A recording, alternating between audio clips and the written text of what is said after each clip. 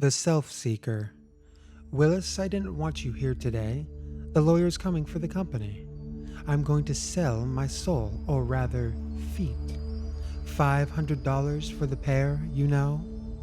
With you, the feet have nearly been the soul, and if you're going to sell them to the devil, I want to see you do it. When's he coming? I half suspect you knew and came on purpose, to try to help me drive a better bargain. Well, if it's true, yours are no common feet. The lawyer don't know what it is he's buying. So many miles you might have walked and won't walk. You haven't run your 40 orchids down. What does he think? How are the blessed feet? The doctor's sure you're going to walk again. He thinks I'll hobble. It's both legs and feet. They must be terrible. I mean, to look at. I haven't dared to look at them uncovered. Through the bed blankets I remind myself of a starfish laid out with rigid points. The wonder is it hadn't been your head. It's hard to tell you how I managed it. When I saw the shaft had me by the coat, I didn't try too long to pull away, or fumble for my knife to cut away.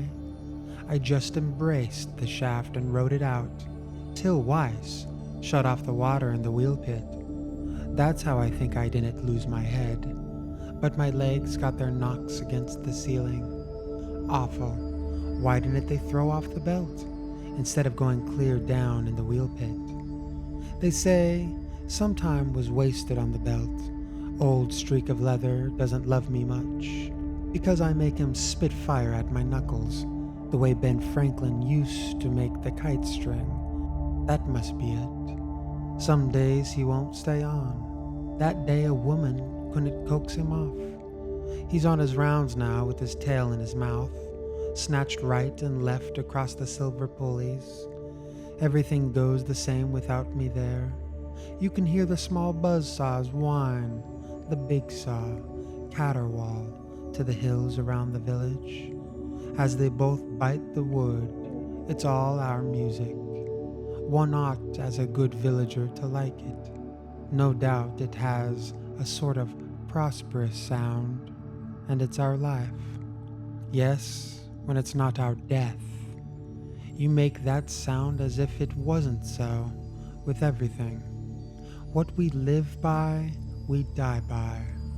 I wonder where my lawyer is. His train's in. I want this over with.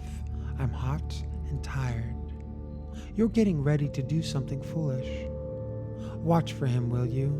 Will you let him in? I'd rather Mrs. Corbin didn't know. I've boarded here so long she thinks she owns me. You're bad enough to manage without her, and I'm going to be worse instead of better. You've got to tell me how far this has gone. Have you agreed to any price? 500. 500. 5. 5. 1, 2, 3, 4, 5. You needn't look at me. I don't believe you. I told you, Willis, when you first came in. Don't you be hard on me. I have to take what I can get. You see, they have the feet, which gives them the advantage in the trade. I can't get back the feet in any case. But your flowers, man, you're selling out your flowers. Yes, that's one way to put it. All the flowers. Of every kind, everywhere in this region. For the next 40 summers. Call it 40. But I'm not selling those. I'm giving them. They never earned me so much as 1 cent. Money can't pay me for the loss of them. No, the 500 was the sum they named. To pay the doctor's bill and tide me over. It's that or fight, and I don't want to fight. I just want to get settled in my life, such as it's going to be, and know the worst. Or best, it may not be so bad. The firm promised me all the shooks I want to nail. But what about your flora of the valley? You have me there, but that you didn't think. That was worth money to me. Still, I own, it goes against me not to finish it. For the friends it might bring me. By the way, I had a letter from Burroughs, did I tell you? About the Cypripedium reginae. He says it's not reported so far north. There's the bell. He's wrong. But you go down and bring him up, and don't let Mrs. Corbin. Oh well, we'll soon be through with it. I'm tired. Willis brought up bedsides, the Boston lawyer, a little barefoot girl who, in the noise of heavy footsteps in the old frame house, and baritone importance of the lawyer, stood for a while unnoticed with her hands shyly behind her. Well, and how is Mr. The lawyer was already in his satchel, as if for papers that might bear the name he hadn't at command. You must excuse me. I dropped in at the mill and was detained. Looking round, I suppose, said Willis. Yes. Well, yes. Hear anything that might prove useful? The broken one saw Anne. Why, here is Anne. What do you want, dear? Come, stand by the bed. Tell me, what is it? Anne just wagged her dress, with both hands held behind her. Guess, she said. Oh, guess which hand? My. Once on a time, I knew a lovely way to tell for certain, by looking in the ears, but I forget it. Let me see. I think I'll take the right. That's sure to be right, even if it's wrong. Come, hold it out, don't change. A ram's horn orchid. A ram's horn? A ram's horn. What would I have got, I wonder, if I had chosen left? Hold out the left. Another ram's horn. Where did you find those? Under what beech tree? On what woodchuck's knoll? Anne looked at the large lawyer at her side, and thought she wouldn't venture on so much. Were there no others? There were 4 or 5.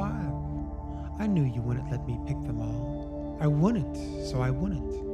You're the girl. You see, Anne has her lesson learned by heart. I wanted there should be some there next year. Of course you did. You left the rest for seed. And for the backwoods woodchuck, you're the girl. A ram's horn orchid seed pod for a woodchuck. Sounds something like better than farmer's beans to a discriminating appetite, though the ram's horn is seldom to be had in bushel lots, doesn't come on the market. But Anne, I'm troubled. You have told me all. You're hiding something. That's as bad as lying. You asked this lawyer man, and it's not safe. With a lawyer at hand to find you out, nothing is hidden from some people, Anne. You don't tell me that where you found a ram's horn, you didn't find a yellow lady's slipper? What did I tell you? What? I'd blush, I would. Don't you defend yourself.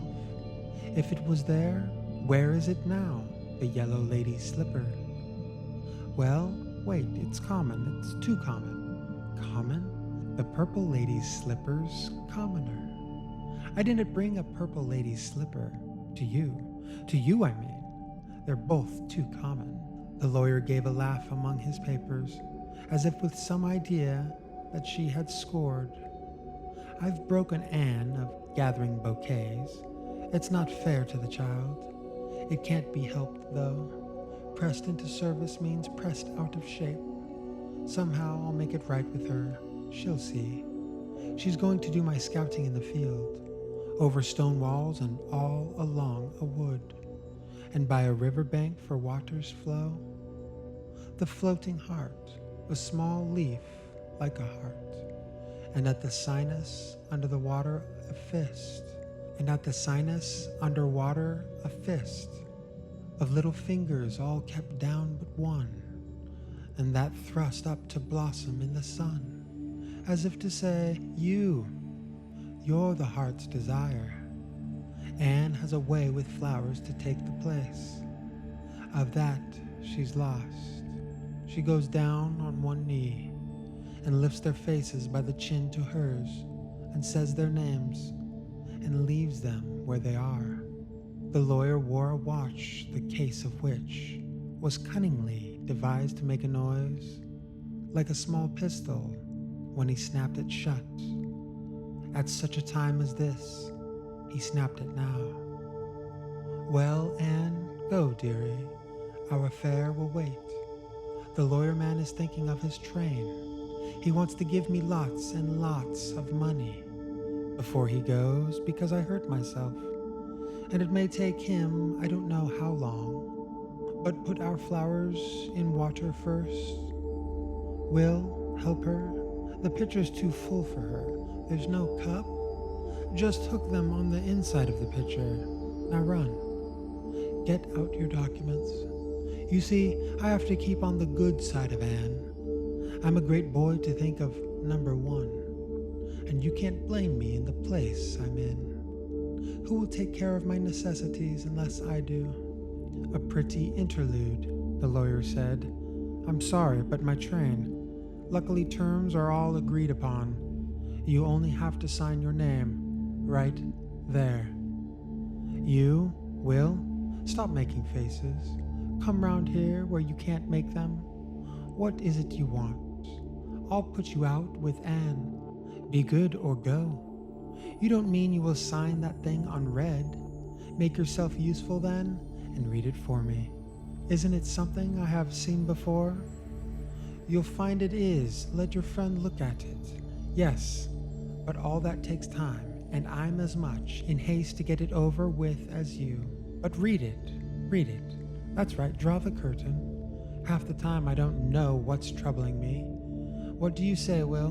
Don't be a fool. You, crumpling folks's legal documents. Out with it if you've any real objection. $500? What would you think, right? 1,000 wouldn't be a cent too much. You know it, Mr. Lawyer. The sin is accepting anything before he knows whether he's ever going to walk again. It smells to me like a dishonest trick. I think from what I heard today and saw myself, he would be ill-advised. What did you hear, for instance? Willis said. Now the place where the accident occurred, the broken one was twisted in his bed. This is between you two, apparently. Where I come in is what I want to know. You stand up to it like a pair of cocks. Go outdoors if you want to fight. Spare me. When you come back, I'll have the papers signed. Will pencil do? Then, please, your fountain pen. One of you hold my head up from the pillow. Willis flung off the bed. I washed my hands. I'm no match. No. And don't pretend to be. The lawyer gravely capped his fountain pen.